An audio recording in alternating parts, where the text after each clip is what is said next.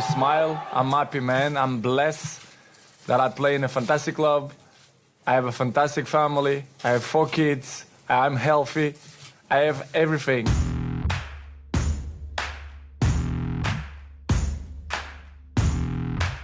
Winner of a record-breaking 5 Ballon d'Ors. I deserve. Last year I deserved more, so I'm really pleased for that. A total of 29 international and national trophies. It's my first Champions League. I feel fantastic. It's a great moment for me. And over 700 career goals are just some of the achievements Cristiano Ronaldo has accumulated in his 17 years playing professional, world-class football. Been all records at Real Madrid. He's still scoring the goals. These guys are just unbelievable. His creativity, speed and vision helped him to become one of the greatest players of all time. Prepare always in the same way. It doesn't matter which team I'm going to play against. My focus is always the same. From Portugal's Sporting Lisbon to England's mighty Manchester United to the Spanish powerhouse Real Madrid. And now Italy's great Juventus. Ronaldo has shown that nothing can slow him down, as he still puts in award-winning performances week in, week out. He's one of the best players of all times, and nobody can tell different than that. Witness the journey of Portugal's prodigy and his journey to becoming champion of the world. I'm happy, but the future, you never know. This is the man known as CR7. I want to carry on like that, year by year. This is Cristiano Ronaldo.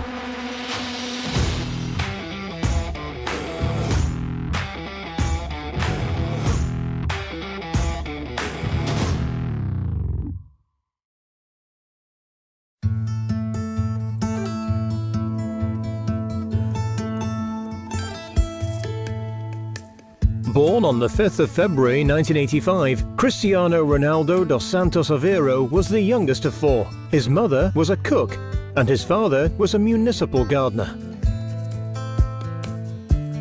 His family lived in the now popular tourist destination Madeira, a small island just off of Portugal. But Madeira in 1985 was a poverty-stricken place to live, with a very small community. Ronaldo stated that his family lived a humble life, one that certainly wasn't filled with glitz and glamour.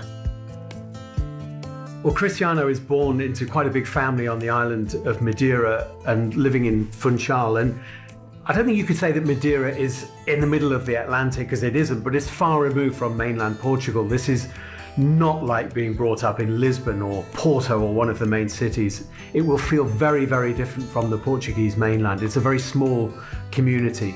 And Cristiano's out there playing with his family, playing with his friends on the streets of Madeira, and gets involved in the local club. His dad is a part-time kit man with the local club. So he's born into a family which has some footing within the game, of course. So he's brought up by a football-loving dad, which is massive, of course, for little Cristiano as he begins to hone his skills on the streets of Funchal. And he's in the local youth club and learning his skills.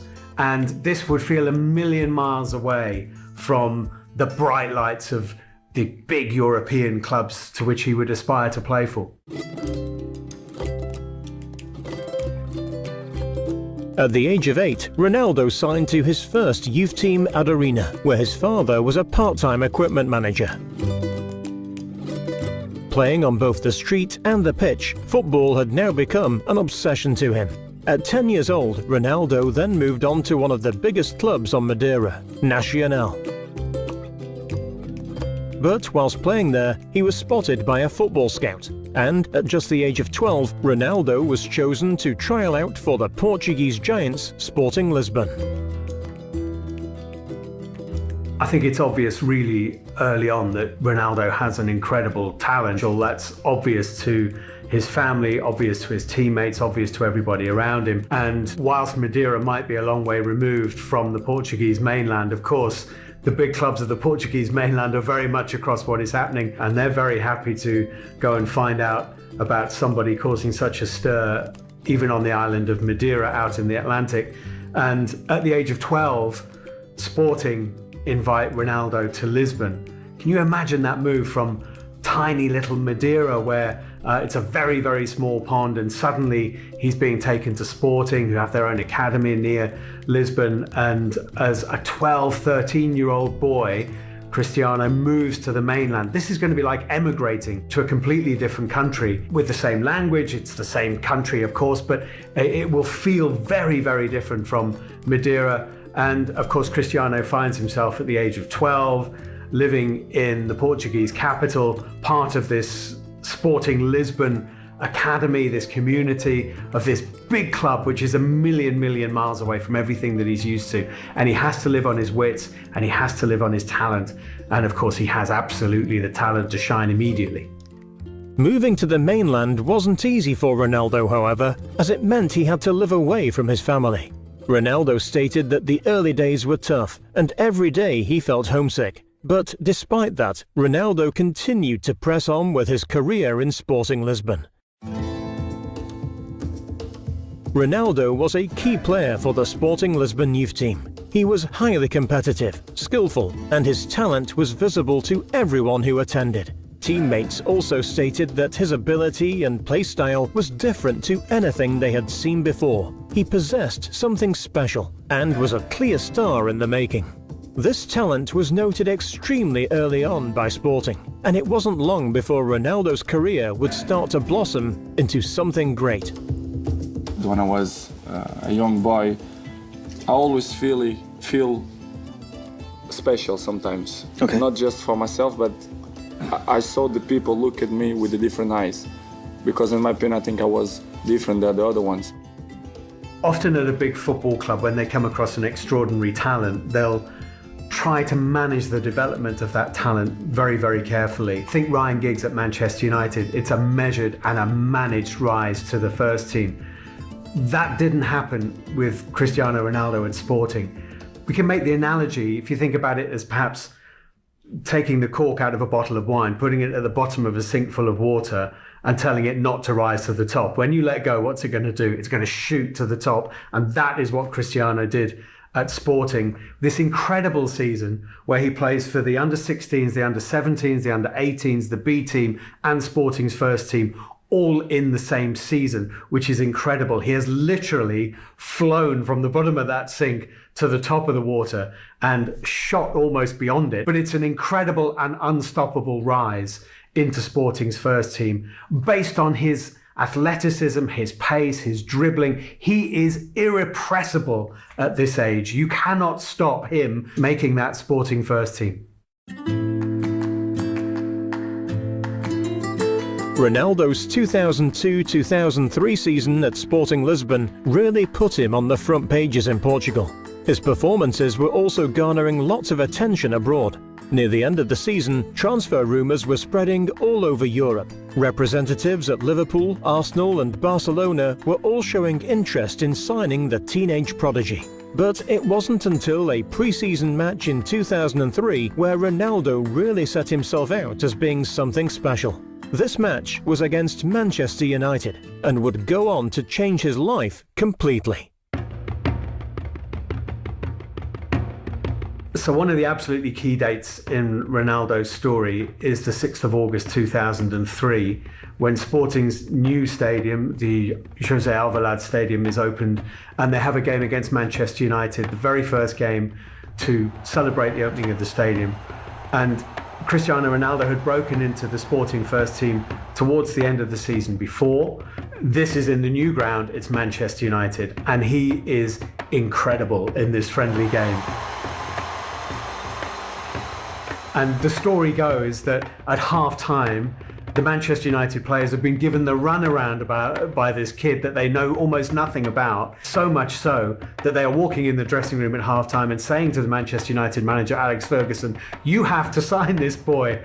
John O'Shea, experienced Manchester United defender, was twisted inside out in the first 45 minutes by Ronaldo. An extraordinary performance. And the story goes that Alex Ferguson got onto the United kit man, told him to find Peter Kenyon, the chief executive of the club, and to immediately begin negotiations with Sporting during the second half to make sure that Manchester United can sign this kid before anybody else did. Actually, Ronaldo had already touted himself a little bit towards Liverpool. He'd said how much what a thrill, what an honour it would be to be involved in such a club with such tradition. Arsenal had met with his agent, but Alex Ferguson, on the say-so of his players, made sure that in the second 45 minutes of this exhibition match, that they pretty much had Ronaldo by the time the final whistle went. Sir Alex Ferguson said, Cristiano, I want that you're coming from Manchester United, you're going to play 50% of the games. Make me feel comfortable. And I say, wow, with 18 years old to play 50% of the games, for me it's unbelievable. This is why I take that decision because, of course, George helped me to take that decision. And of course, the last word of Sir Alex Ferguson was the key to sign for Manchester United.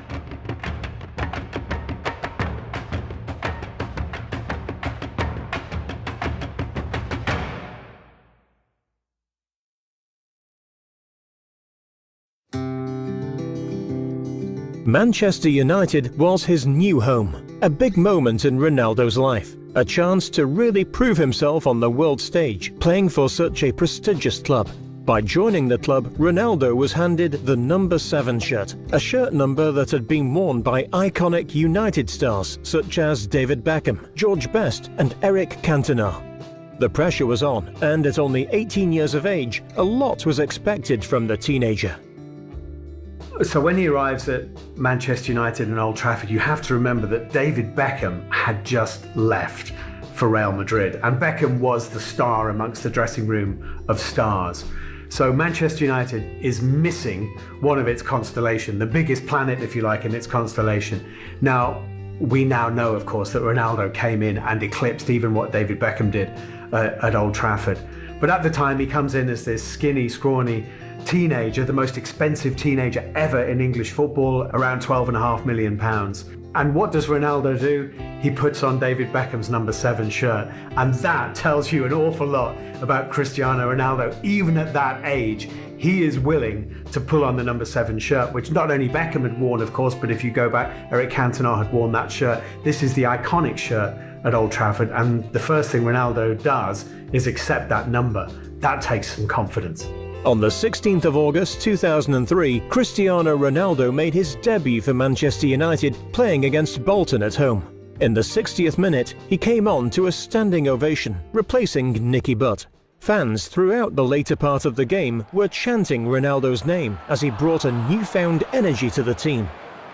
So I think United's plan with Ronaldo was to probably try and introduce him gently into the English league. This is a new country, he's mastering a new language brilliantly. And I think that was Alex Ferguson's plan, to try and treat him in much the same way as he had with Ryan Giggs, to use him sparingly. But again, you just can't do that with Ronaldo. George Best said that Ronaldo's debut for Manchester United was one of the most exciting he'd ever seen. When George Best says that about an emerging player, then everybody will obviously sit up and take notice. Manchester United went on to win the game 4-0, and although Ronaldo didn't get his name on the score sheet, he did help get the ball forward multiple times thanks to his brilliant dribbling skills and his speed.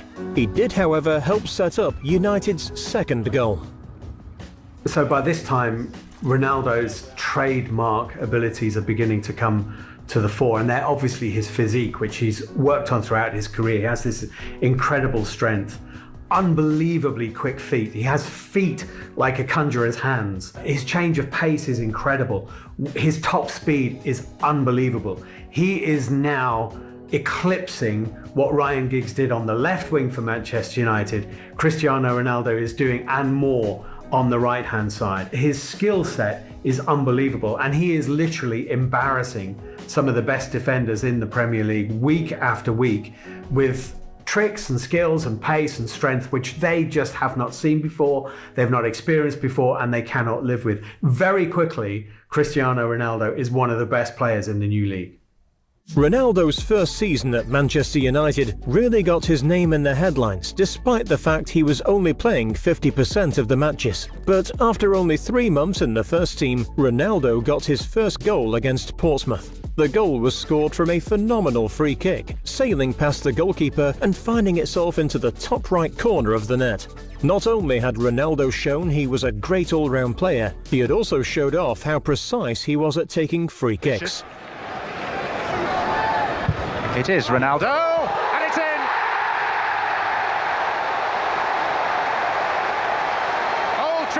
salutes their new number 7.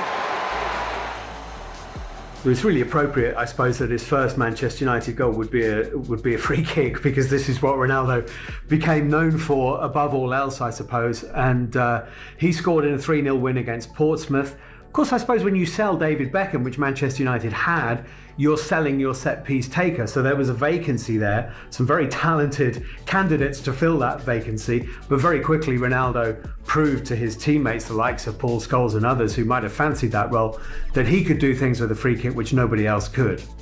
His free kicks became a trademark, and in 2008 he scored one of the best free kicks ever seen against Portsmouth. This 30-yard free kick became known as the knuckleball free kick. One of the greatest Ronaldo set pieces for Manchester United would have to be one against Portsmouth at Old Trafford in the 2007-8 season, when David James, very highly respected Portsmouth and England goalkeeper, is completely bamboozled by what Sir Alex Ferguson described, I think, as the greatest free kick goal he'd ever seen. And I was there at Old Trafford on that day describing this game, commentating on the game, and there was a silence almost as the ball hit the net, split-second silence before an eruption of joy and ecstasy, and people rubbing their eyes at something that they'd really never seen before. This was one of the great free kick goals that struck a crowd dumb for a split second before the celebrations began.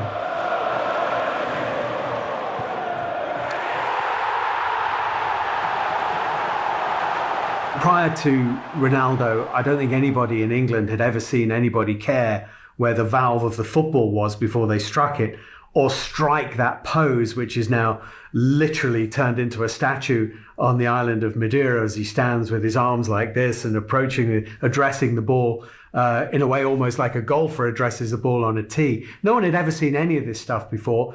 People had seen people take free kicks, curl it off the inside of their boot, or even perhaps curl it off the outside of the boot. And of course, Ronaldo can do that. But he introduced this technique of striking through the ball with the laces and making the ball dip in a way which goalkeepers hadn't really experienced before. And of course, the whole free kick has become Ronaldo's trademark. People have copied it. People have tried to do what he does with the ball. He still does it better than anybody else.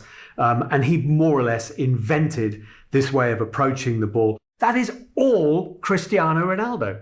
Ronaldo amazingly ended his first season in the Premier League an FA Cup winner, beating off Millwall in the final. Ronaldo helped score the opening goal, which inspired the team to victory. At just the age of 18, Ronaldo was a key player for United, and he had also won his first trophy in England.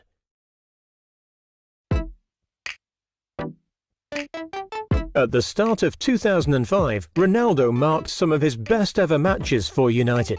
In their game against Aston Villa, Ronaldo went on to produce a goal and an assist, dramatically changing the energy of the team and helping them to go on to win 3-1 at home. The second standout game was against United's biggest rivals at the time, Arsenal. In this game, Ronaldo once again brought a whole new energy to the team and went on to score twice, helping United to go to beat their biggest rivals 4-2 away. Ronaldo was becoming a fan favourite at Manchester, as well as the most recognisable player in English football. But going into the 2006 World Cup, Ronaldo would go from being the crowd favourite to villain all in one game.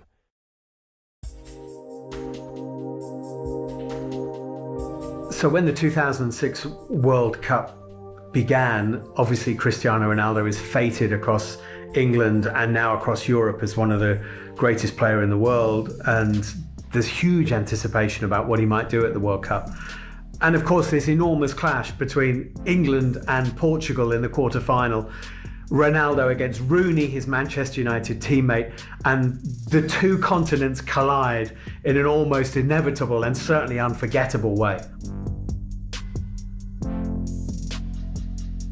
So Rooney, who's always had a bit of a short fuse, ended up fouling and treading on Ricardo Carvalho, the Portuguese defender, and he was obviously in trouble. And Ronaldo is immediately on the referee's case and trying to basically get his club teammate sent off. Ronaldo's not stupid. He knows that England without Rooney are a much different prospect from England with Rooney, and greatly increases Portugal's chances of going through. And even though the referee later said that Rooney was sent off for the foul and nothing more, it did appear that Ronaldo, leading this campaign of his Portuguese teammates in the referee's ear, swayed the referee to send Rooney off. And then the wink, which no one can forget, which is caught on camera. Cristiano Ronaldo, as Rooney is red carded and is trudging off the pitch, winks at the Portuguese dugout, and every Englishman and woman is absolutely convinced that Cristiano Ronaldo has just got Wayne Rooney sent off. I mean, inevitably this led to massive questions about could Ronaldo and Rooney play together anymore at Old Trafford. It seemed as though this might become a kind of burning feud within the Old Trafford dressing room. Certainly, it massively affected the way that English fans responded to Ronaldo. And suddenly there was an antagonism towards him which there hadn't been before. Even supporters of opposition clubs begrudgingly accepted that this was a great player that they were watching, and probably quite liked watching him play, even though he was devastating their teams. Suddenly, everywhere Ronaldo went, he was getting booed. Even some Manchester United fans seemed to have turned against him.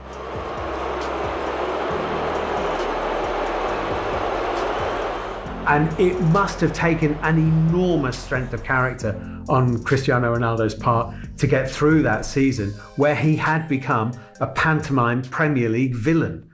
Despite the hate directed towards Ronaldo returning from the 2006 World Cup, his 2006-2007 season was filled with record-breaking moments. He broke the 20-goal barrier for the first time, achieved his 50th goal for Manchester United, won Young Player of the Year, the FWA Footballer of the Year award, and on top of all that, helped United win the Premier League title, helping him become a Premier League champion.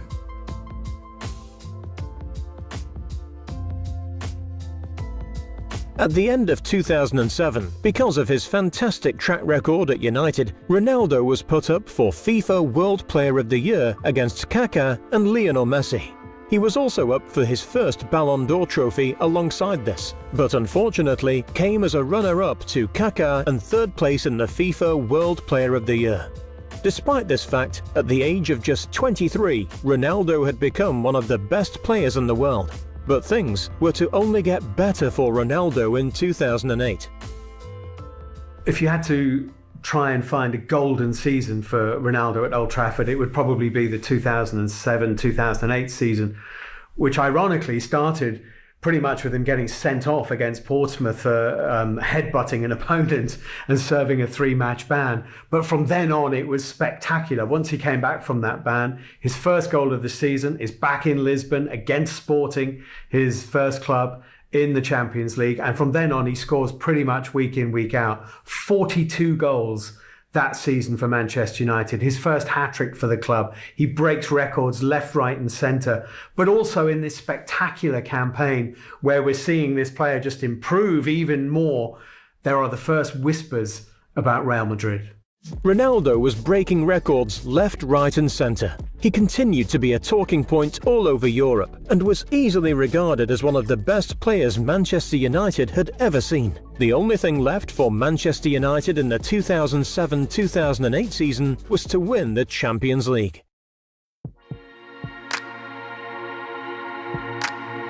At that time, Manchester United were overhauling Liverpool's record of domestic titles in the Premier League. And of course, then the great rivalry between the two clubs demanded that they win the European Cup and try and close the gap between Manchester United and Liverpool in terms of European Cup and Champions League victories. So this becomes a real focus for Alex Ferguson. They hadn't won the Champions League since 1999. And of course, Cristiano Ronaldo is very, very aware that you are never going to be seen as being one of the world's great players if you don't have a Champions League win. Beating Messi's Barcelona over 2 legs in the semi-final, of course, would have given Cristiano Ronaldo immense personal pleasure. And then they go to Moscow to face Chelsea in the final. Chelsea, who were the new kids on the block in terms of the power base in English football with Roman Abramovich financing the club, and what a great side they were. So the game itself, two sides who know each other so well. Ronaldo perhaps inevitably breaks the deadlock, puts Manchester United in front, but Chelsea is strong and Frank Lampard equalises, and there's really almost nothing to choose between the two sides. And it goes deep into the night, into a penalty shootout, where Manchester United finally come out on top. Ronaldo can celebrate being a Champions League winner, but Ronaldo is the only Manchester United player to miss from the penalty spot in the final, which probably dampens his evening to a certain extent. Saved it! Some things are just meant to be. The man who has been unable to stop scoring all season, stopped halfway through his run-up, and Petr Cech kept him out. But he finally has that Champions League winners medal, and Manchester United have the trophy for the first time in almost a decade. Yeah, this happened. You know, everyone wants to score a penalty, but it's a great feeling when you know the team win and the penalties. It's a great moment. The win thrilled him. He was now a 3 times Premier League winner, 3 times top goalscorer for Manchester United, Player of the Year, and now Champions League winner. Well, the feeling is great. It's my first Champions League.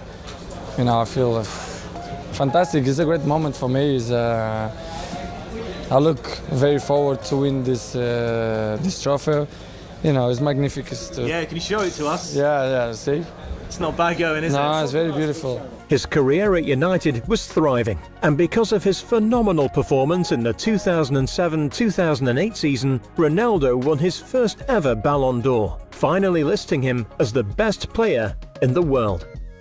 Of course, Ronaldo has always been intensely aware of his impact on the world game and his status amongst his contemporaries. And at that time, his contemporaries at the very top of the game were Lionel Messi and Kaká. He'd finished second to Kaká in the Ballon d'Or in 2007.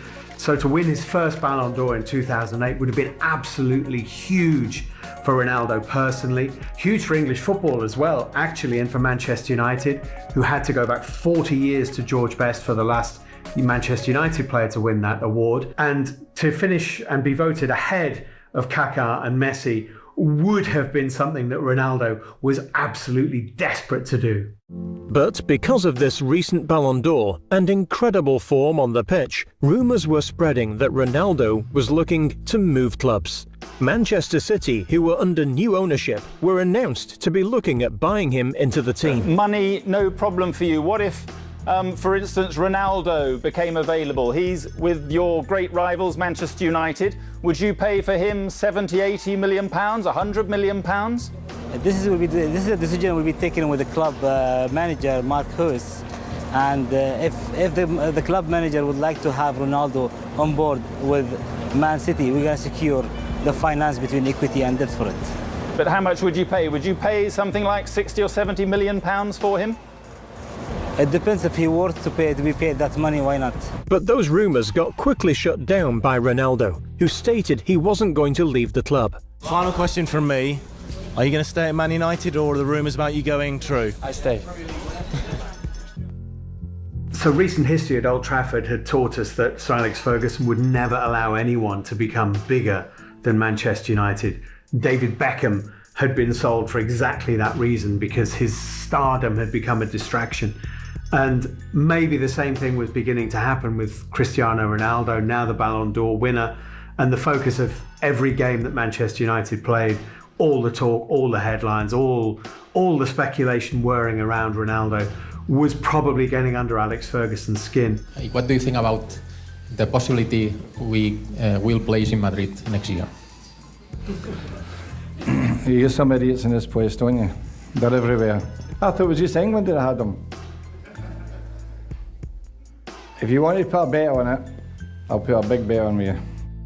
And I guess if you're going to leave Old Trafford and leave Manchester United, arguably, if you're going to go up, there's only really one place you can go, and that place is Real Madrid.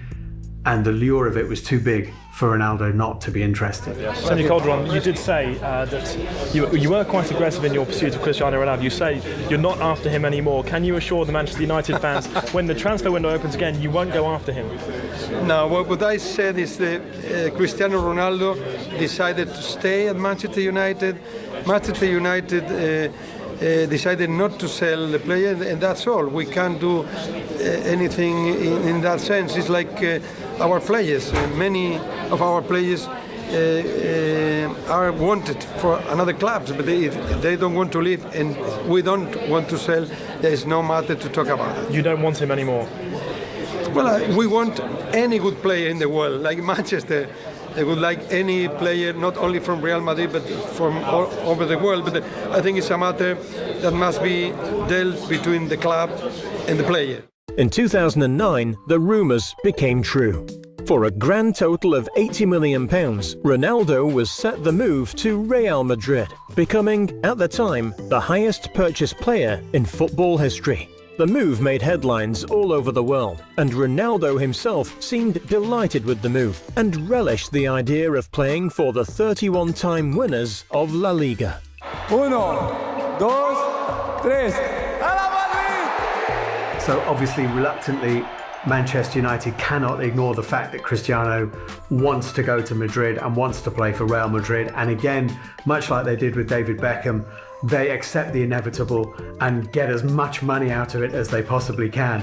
£80 million is a new world record transfer fee, and I think establishes Ronaldo as possibly the greatest player in the world, now definitely the most expensive player in the world. But more importantly than that, it's a power shift in European football away from England to Spain. Now La Liga can boast Barcelona with Messi and Real Madrid with Ronaldo, and England has lost its place as the very top league in European football. Estoy muy feliz por ser el jugador más caro de la historia del fútbol. Me da un cierto orgullo. Y bueno, yo voy a tentar demostrarlo que pagaron el dinero certo por mí.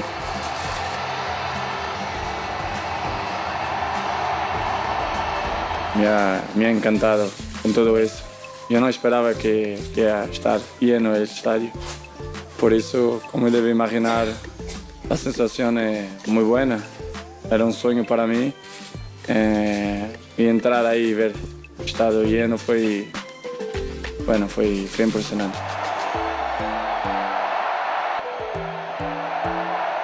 It's not easy situation. I'm arriving in Manchester when I'm 18 years old, and I've been there 6 years. I think it's a lot of time. I win many things there, collective and individual trophies and awards.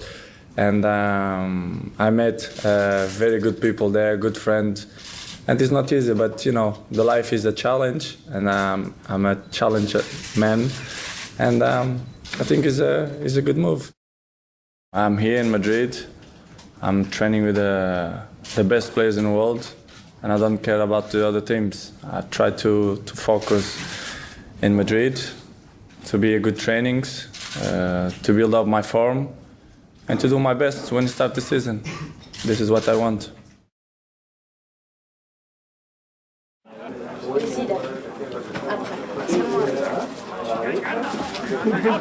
I always grow up season by season, and I'm here in Madrid to compete with the best players, so I'm always improve myself. I'm very, very happy to be here, to be with these players, to be with this coach, because for me it's amazing. I always learn something, and I want to carry on like that, year by year. So for £80 million, Real Madrid think they're buying the best winger in the world. Very quickly it becomes evident that they've bought the best centre-forward in the world, because Ronaldo, from his base of scoring ridiculous number of goals for Manchester United from the wing, ends up scoring even more goals for Real Madrid as a centre-forward. And one of the things we begin to see, which perhaps we hadn't seen so much in the red and white of Manchester United, is that Ronaldo is also an incredible header of a ball. Set pieces, pace, goal scoring, heading. The guy literally shows that at Real Madrid he has absolutely everything. There is nothing in the white of Real Madrid that Ronaldo cannot do. whilst Ronaldo still performed to the best of his ability, garnering over 33 season goals. His first season ended trophyless. No Ballon d'Or, no La Liga trophy, and no Champions League trophy, losing all three to Barcelona and their golden boy, Lionel Messi. Going into the 2010-2011 season, however, Ronaldo went back to his Ballon d'Or winning form. He also went back to holding the number 7 shirt after the departure of Raúl at the end of last season. Real Madrid certainly felt like Ronaldo's new home, and because of the move, it helped him to develop his skills in all aspects of the game. Prepare always in the same way. Doesn't matter which team I'm gonna play against. My focus is always the same, you know. Maybe to play against the biggest team, you know, my adrenaline is go up a little bit, but is the same. In my head, my mentality is always focused, is always concentrate to do my best. So very, very occasionally, there might be a player in the world who averages something like a goal a game. Well, Ronaldo exceeded that.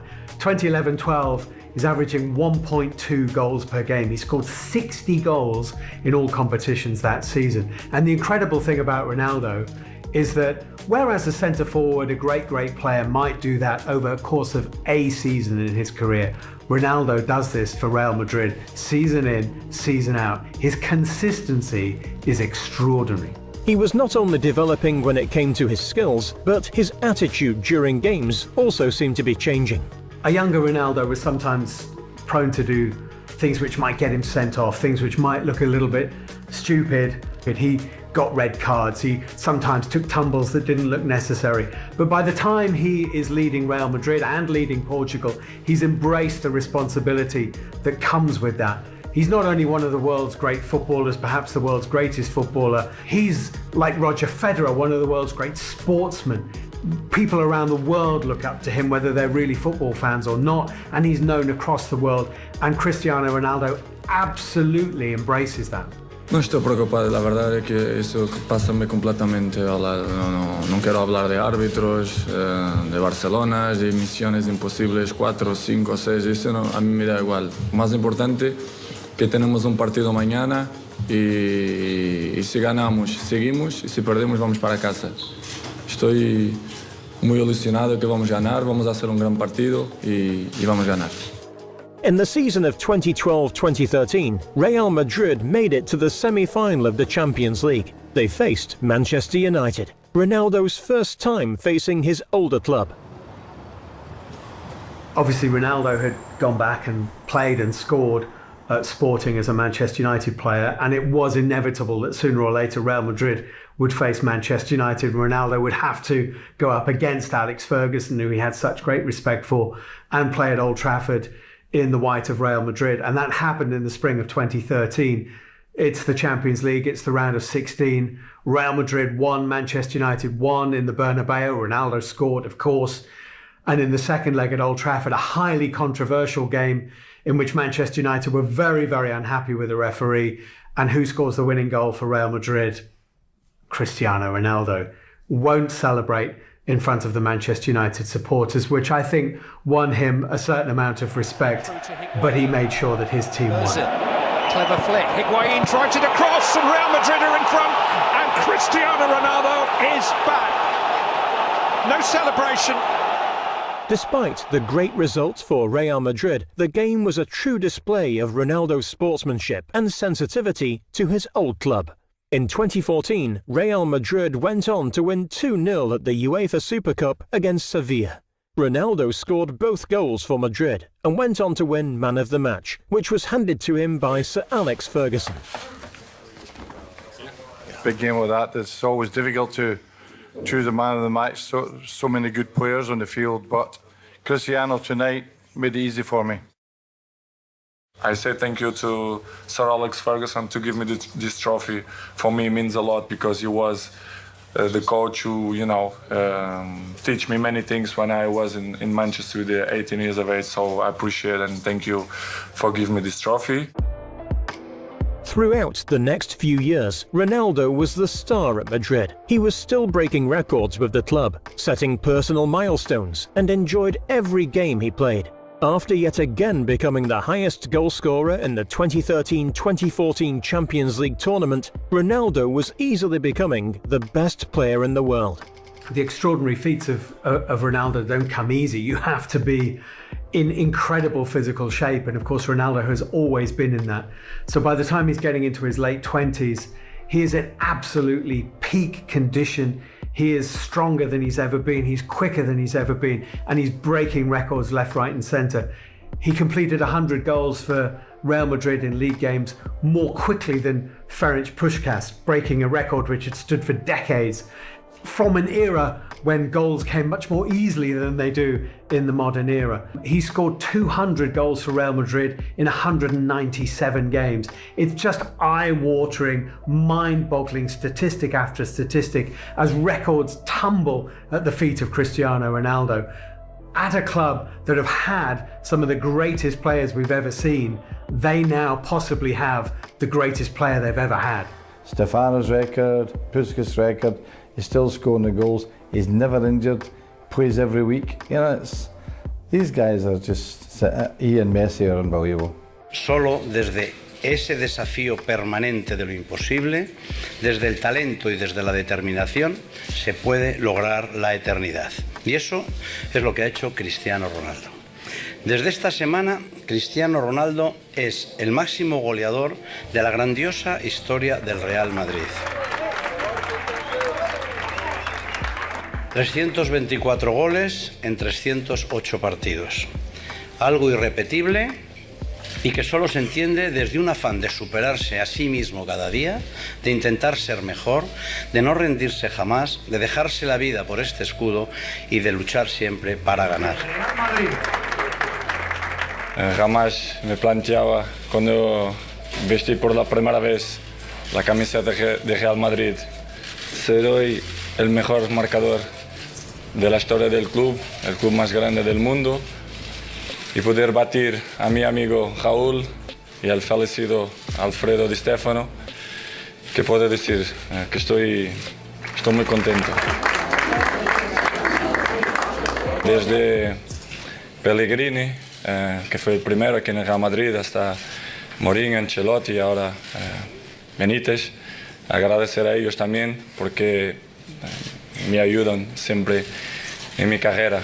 But alongside his time at Real Madrid, he was also the star player for Portugal going into the World Cups and the Euros. He was given the role of captain during his best season at Manchester United and was certainly seen as a role model for all the players. Going into the 2016 Euros, Ronaldo's role in the squad helped them get all the way to the final, facing France. But this would not be an easy game for Ronaldo and would in fact be one of the most tense games he'd ever experience.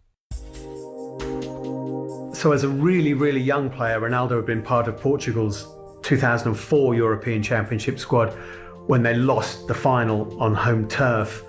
In 2012, they reached the semi-final, and this became a black mark against Ronaldo in his international career. In the semi-final in Donetsk, they go to a penalty shootout against Spain, and Ronaldo puts himself down to take the last penalty, but because his teammates miss, Portugal never get to take a last penalty. They've lost the shootout to Spain before Ronaldo even takes one. Fabregas. Fine margins see Spain into the final again as they look to become the first team to ever defend this trophy. So having had big disappointments in an international jersey, we get to Euro 2016 and Portugal reach the final against France, and this, everybody believes, is going to be the moment that Ronaldo can shine with his country on the big stage and win a trophy for Portugal for the first time with him involved, and he gets injured early in the game. You did read the signs right, Alan. He's worked so hard, waited so long to get to this point, to a major final with his country, and when it happens, it only lasts a few minutes, really. But Ronaldo, you feel, has always wanted to be the guy who's running the show, and he practically ends up coaching the team. He almost takes over the manager's mantle on the touchline and guides them to this victory over France in the final. And incredibly, without Cristiano Ronaldo on the pitch, but with him guiding them from the dugout, Portugal end up being champions of Europe. It's the dream, but not in the way anybody could have envisaged it. But it's the greatest night in Portugal's football history for Cristiano Ronaldo. From tears to cheers and more tears this time of joy. Their first major trophy against all the odds. Thanks to Portugal's all-round performance during the tournament, Ronaldo also went on to win the Silver Boot, achieving 3 goals and 3 assists in the tournament. A truly monumental moment for Ronaldo, as he had not only added another trophy to the collection, but he had also helped his country become the best team in the whole of Europe.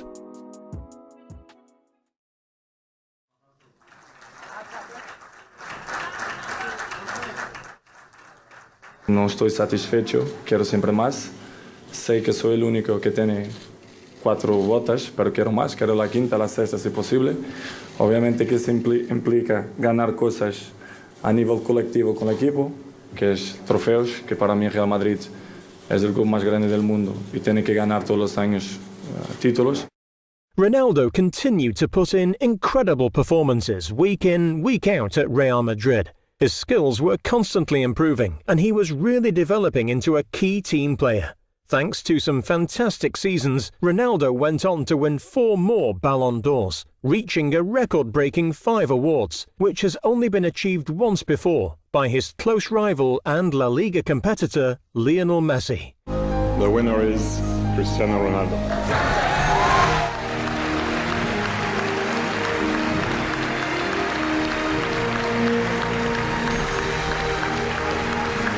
At the beginning, when they mentioned the name, the heart started to beat fast and adrenaline. It's a hard moment, to be honest. But I think I deserve. Neuer deserved too, and Messi. But last year, I deserve more. So I'm really pleased for that. He's one of the best players of all times, and nobody can tell different than that. He's one of the best players of all times. It's as simple as that. People say he's the best player in the world and would argue about Pelé, about Diego Maradona, and they have to be in the equation clearly because they're fantastic players. But I think what you would say is that Pelé had no contemporaries and Diego Maradona had no contemporaries. There were no one around at the time who could touch them. Cristiano Ronaldo had Lionel Messi, and Lionel Messi had Cristiano Ronaldo, and that helped both. And it's been an annual debate for year after year after year when we get to Ballon d'Or time, Ronaldo or Messi, and every football fan in the world has an opinion on it, and that opinion might change as form and success fluctuates between the two of them. But the fact is that with 5 Ballon d'Ors each, they've basically been inseparable, and when one has got ahead, the other has somehow managed to chip away at that lead, and it seems only right that they end up with 5 apiece. But despite Ronaldo being renowned for playing for Real Madrid, rumours were once again spreading that he was looking to move to another club. Nobody knows. Only God knows. The future, I don't know. But I'm very happy in Real Madrid. You never know. With his contract ending in 2018, it was only a matter of time before the public knew what was in store for the 5-time Ballon d'Or winner. Pero estoy muy bien aquí en el Real Madrid y quiero seguir aquí. Sobre la liga italiana, la verdad es que no es la liga que me gusta más para jugar, pero respeto mucho, tiene grandes jugadores, las equipos italianas son siempre muy buenas, muy difíciles, pero en el futuro nadie sabe, no lo sé. Before his contract ran out, however, Real Madrid faced Juventus in the quarter-final of the Champions League. During this game, Ronaldo went on to score one of the most remarkable goals that anyone has ever seen. A showreel of Ronaldo's best goals would just go on and on and on forever, but there is one goal which probably stands out above all others, and that comes in Turin against Juventus in the 2018 Champions League quarter-final. And Andrea Barzagli, the great Italian Juventus defender, described this as a PlayStation goal. It's an explosive overhead kick, which is a conglomeration of unbelievable athleticism with incredible anticipation and just sheer guile and audacity. And then Ronaldo! What a goal by Cristiano Ronaldo! Sensational! The greatest marksman in the history of the Champions League with an absolute beauty! Very few players would even imagine scoring it. Even fewer would attempt to score it, and perhaps only one would actually score it. And Cristiano Ronaldo scored it. An unbelievable overhead kick.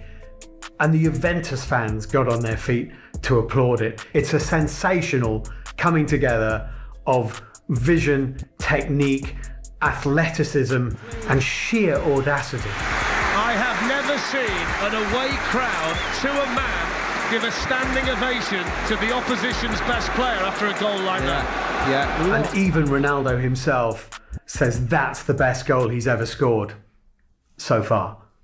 After this game, Juventus started talks with Real Madrid and Ronaldo regarding his contract, and after his warm reception at Juventus during that Champions League match, Ronaldo stated that they were a great club with a passionate fan base. But with Ronaldo's contract soon to be running out, would Juventus be his new home? May of 2018 is a landmark in Ronaldo's career. Real Madrid play Liverpool in the Champions League final in Kiev, beat them 3-1. Ronaldo has scored 15 goals in the Champions League that season. For the 6th season running, he's the top scorer in the competition. Yet another Champions League for Real Madrid, a 5th Champions League for Cristiano Ronaldo, which is a record. And then immediately after the game, he refers to his time at the club in the past tense, and a bombshell has just dropped on Real Madrid because Ronaldo is thinking of moving on.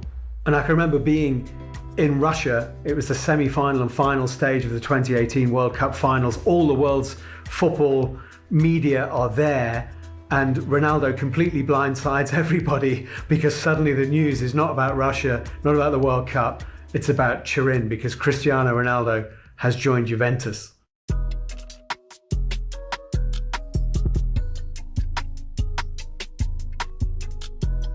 Whatever the motivation for moving from Real Madrid to Juventus, it means that Ronaldo can set new records. He becomes a record transfer for Italy. He becomes a record transfer for a player who's over 30. He's 33 now, Ronaldo, but still in incredible shape, of course. And he becomes, with Juventus, the first player ever to win a league title in England, Spain, and Italy. And you feel that Ronaldo is just finding new records that he can break, and Juventus is a place to do it.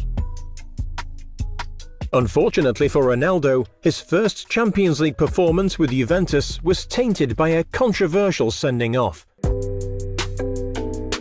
But even after experiencing so much in his career, there is still that little streak in Ronaldo, and we saw that on his Champions League debut for Juventus against Valencia when he was sent off for apparently pulling the hair of Jason Murillo, the Valencia defender. Ronaldo could be in big trouble. Ronaldo is in big trouble. This is the Champions League. Headline being written. Ronaldo's first return to Spain since leaving Real Madrid sees the European Champions League record scorer sent off. And Ronaldo was absolutely devastated and left the pitch in tears.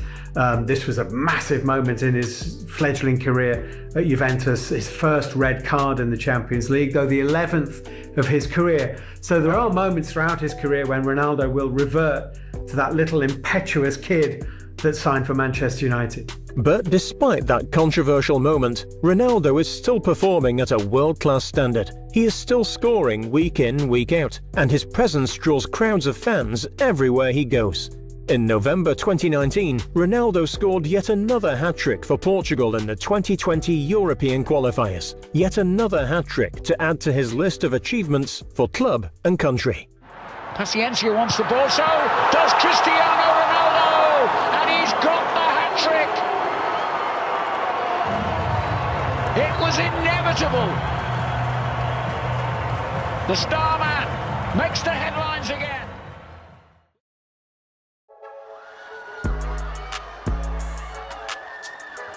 It's safe to say that Ronaldo is the most popular player in the sport and easily has the biggest fan base of all the players around the world. But he's not only just a popular football player, he is also an extremely smart businessman. Since being at Manchester United, Ronaldo has been involved in a variety of brand deals that have referenced his iconic CR7. He has released fragrances, been on the front cover of football-related video games, has his own underwear lines, and also has his own clothing brands. Por este perfume, ¿a qué huele Cristiano Ronaldo? Bueno, yo intento siempre oler bien. Y esta es una prueba. El tercero, que es una fragancia que tiene un olor muy suave, muy mío. Así que, como podéis imaginar, soy muy contento y el olor es fenomenal. No sé si has probado, pero Sí, me he echado. a mí me encanta un montón. And he's become more than a footballer. Over 2 decades, he's become almost literally a trademark with that pose that he has before he strikes a free kick, with the CR7 brand, with the museum on his home island of Madeira, and everything else that surrounds Ronaldo. And he's embraced it. He's a showman and he's an arch businessman, and he absolutely understands his own place in the superstardom of the world. ¿Por qué decidiste invertir en este proyecto de... Bueno, como todo na vida, es oportunidades, son proyectos que me identifico plenamente, es una área de salud que me identifico también, así que tenía todos los ingredientes para poder abrirla, y obviamente con mi parcero también, que es una persona que me asocié muy bien, me ha gustado mucho, es una persona que también tiene una visión global, así que contento por hacer parcería con él. But on top of that, he also gives a lot back to less fortunate communities. Since 2014, Ronaldo has been working alongside Save the Children, helping children all over the world who have been involved in wars or are seriously ill. He also became an ambassador for the organization and continues to campaign for them on a regular basis.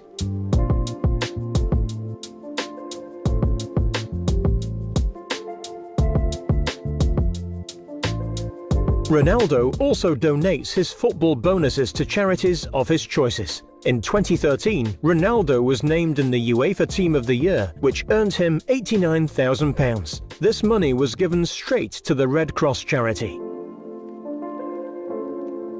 He also went on to win a bonus of £450,000, which he donated to Save the Children, UNICEF and World Vision, 3 charities in which he is an ambassador of. They cannot chase after you if you can pass through these 20 kids. All right? Give it a try. Let's go!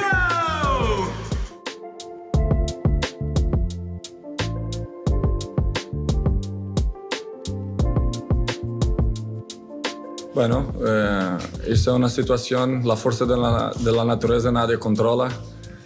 Eso ha pasado también un poco en donde ha crecido, que es Madeira, pues es una situación muy complicada para la gente que vive ahí.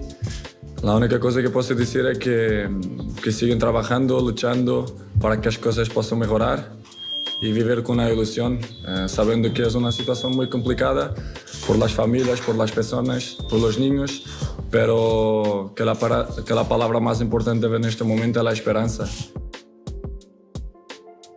I've interviewed Ronaldo a few occasions. One stands out was at Birmingham City when he was in his early days at Manchester United, and he had a great game, and we requested Ronaldo as the post-match interview, and our position for the interview was miles away from the dressing room, but he was willing to come down the very, very long players' tunnel, then walk through supporters and stewards and everybody trying to get photographs with him. And the Manchester United press officer was saying, he won't want to do this, he won't want to do this. But he came all that way to do a post-match interview, not because it was me or because of the TV station I was working for, but because he understands that people are going to talk about him. And so he wants to be the one leading the conversation. And that's why I think Cristiano Ronaldo is not only a great footballer, but is a great linguist, because he's learned the languages of the countries where he plays so that he can be the one leading the conversation.